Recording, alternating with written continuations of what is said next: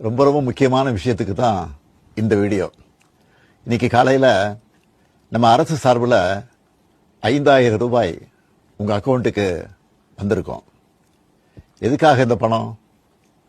நாங்கள் ஆட்சி பொறுப்பேற்றப்போ கொரோனா உச்சத்தில் இருந்துச்சு.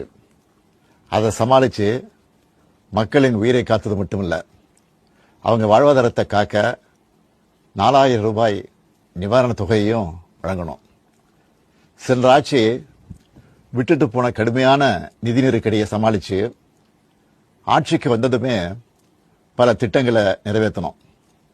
நம்ம ஆட்சிக்கு வர்றதுக்கு முன்ன மாதம் 1000 ரூபாய் உரிமைத் தொகை வழங்கப்படும்னு அறிவித்தேன்.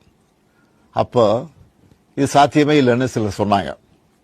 ஆனாலும் நிதி நெருக்கடியை சமாளித்து ஒன்றிய அரசினுடைய ஓரவஞ்சனையை மீறி கடந்த 2023ஆம் ஆண்டு செப்டம்பர் மாதம் முதல் கலைஞர் மகளிர் உரிமை திட்டத்தை வெற்றிகரமாக செயல்படுத்திட்டு வரோம்.